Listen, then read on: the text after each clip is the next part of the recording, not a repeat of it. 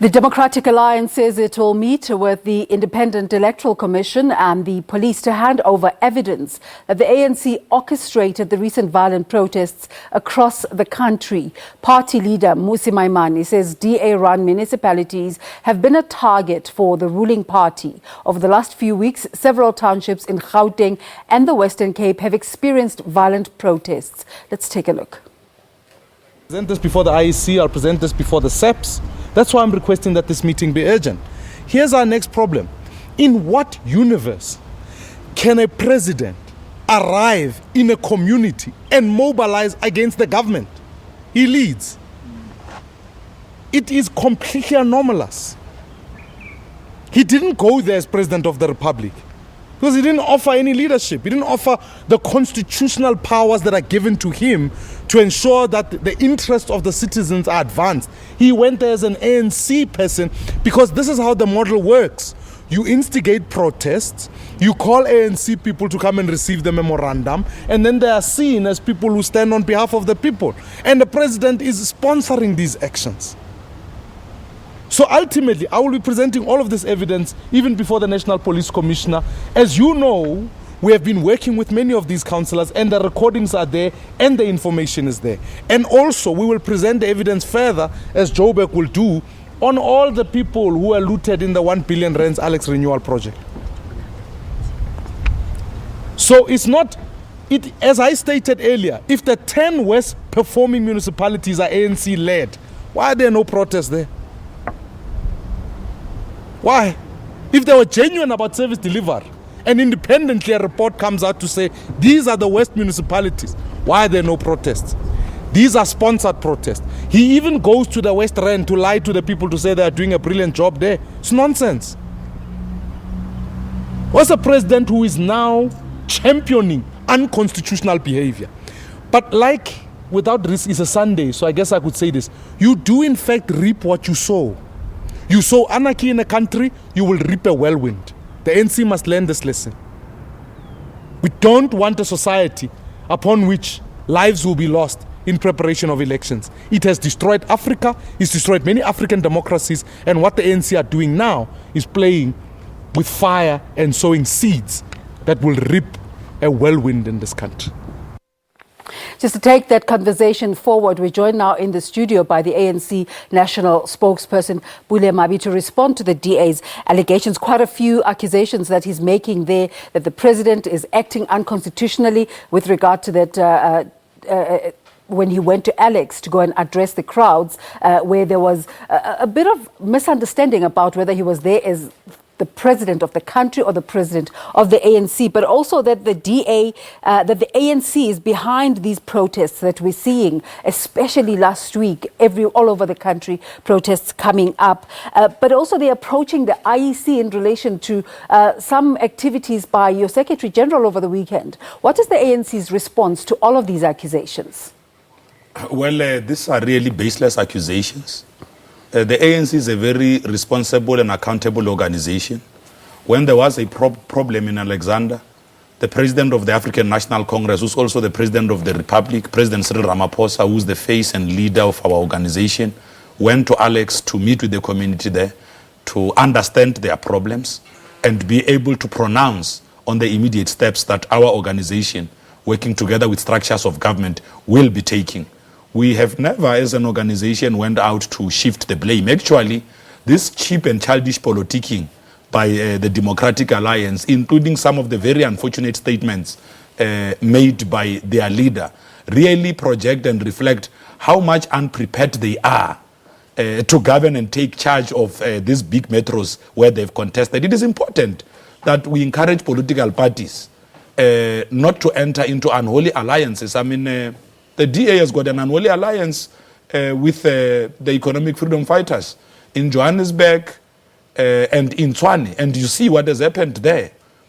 People have actually been pushed to the extremes in Soshanguve, to give an example, in Winterveld, in Hammanskraal, in Garangua, in Mabopane. The same as is happening in Soweto, in Alexander, in Maryville. The same as is happening out in the Western Cape, in Khayelitsha, and many other areas where the mass of our people reside. We have never gone out. I mean, we didn't say when we took over the seat of government in 1994 and started blaming everything on the apartheid administration. What we did was to introduce what would effectively turn around the living conditions of our people. But also, just to make a last point, it is very unfortunate that the leader of the DA addresses journalists and the press not far from a police station and say he's going to be meeting with the commissioner of police. If they believe they've got a case, they must go to the nearest police station and make that case, and not create this as cheap politicking. But some of the issues that are being raised by the protesters go beyond politics. Yes. And on Friday there was a meeting with the city of Joburg, headed by Mr. Mabe, where we hear that some of the... Not Mr. Mabe. Headed by Mr. Mashaba, yes. Where we heard that some of the ANC component refused to take part in the meeting. Is that the case? Well, I would not necessarily reflect on that because I am not aware. I'm sure once we have spoken to our structures, we'll be able to establish the factual base of that. But I can tell you now that the councillors of the African National Congress are very responsible.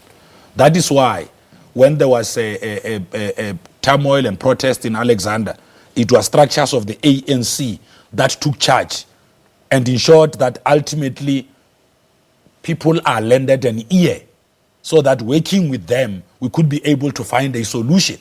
The fact that the president of the African National Congress found it in his own busy schedule to make time to go and interact with the people of Alexander, that is a demonstration of how much the ANC takes people seriously. You say that Mr. Mmusi Maimane's actions are childish, but yes, they're approaching the IEC with these allegations. How are you going to respond? Well, I'm sure that at the time when that has been put forward to the IEC, we'll be able to deal with it at that time. The fact that they are still approaching the IEC, so we don't know. Once the IEC has been approached, we're a very responsible organization. If issues are brought forward which require the attention of the leadership or the organization, we have always demonstrated capacity to respond to those. Actually, the ANC is always the first to respond to issues that really concerns the organization.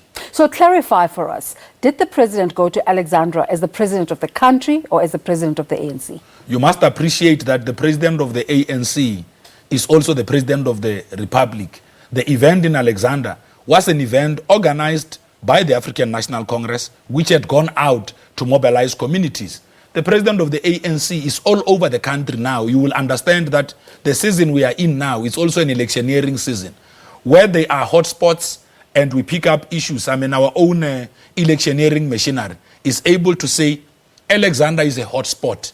It requires that the president of the ANC goes and interface with the community so that we in the organization have got a better sense. You'll also understand that we are driving forward a theme dubbed Growing South Africa. Yeah. For us to be able to grow the country, we need to understand the issues that our people are facing on the ground and be able to work with them to develop solutions towards addressing those.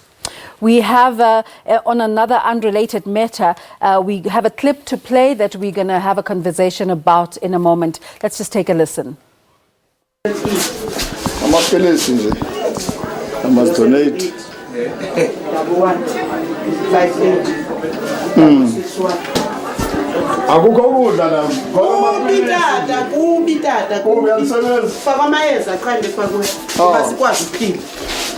Singasoze sibulawe indlala siphinde singaphili ikhona for iSunday nje enkosi tata ndiyabonga kakhulu yo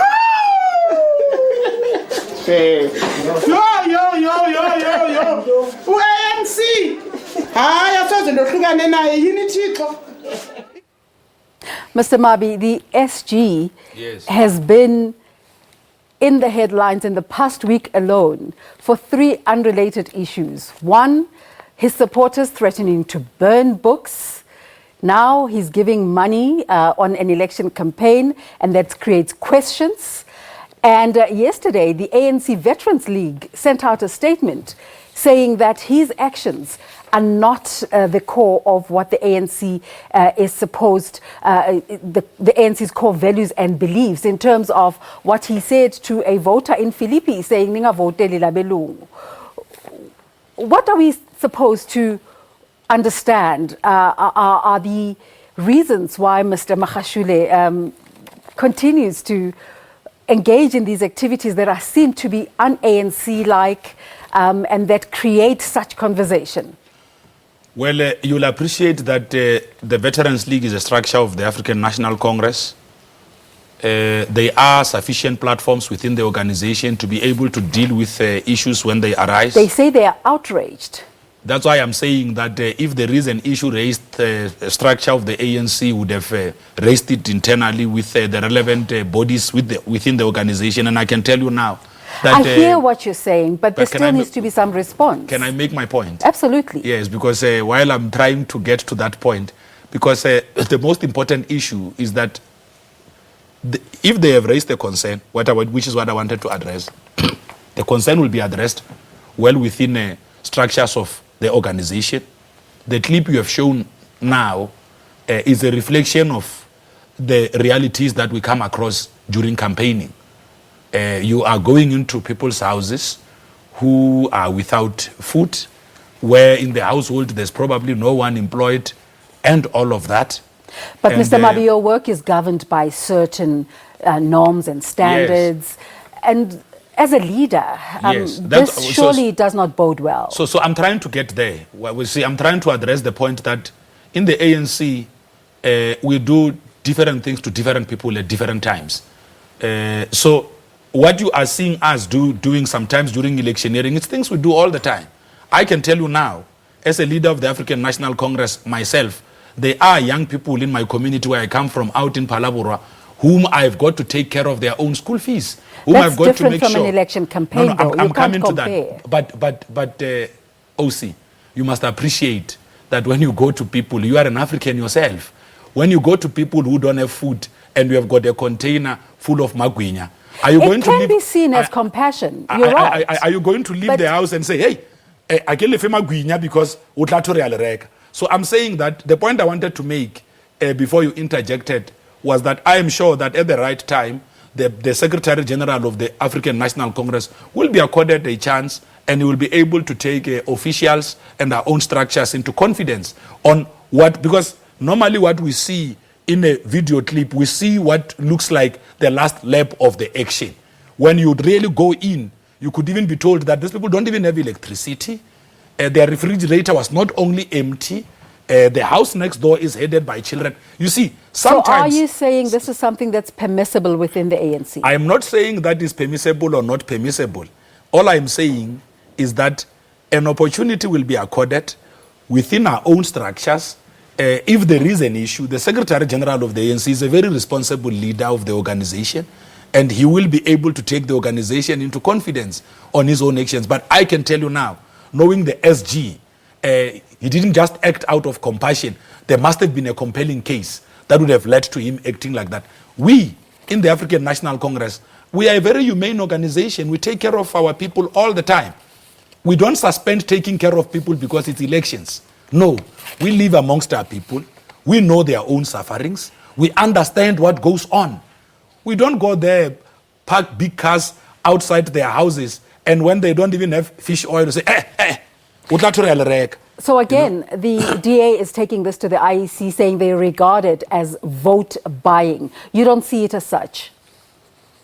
Well, it's going to be very important to look at the issues that an organization that regards humility as vote buying reflects upon. So sometimes it's important to try and understand and assess the logic, but also what the DA is busy doing in the process, they are busy exposing their inhumanity to the people of South Africa.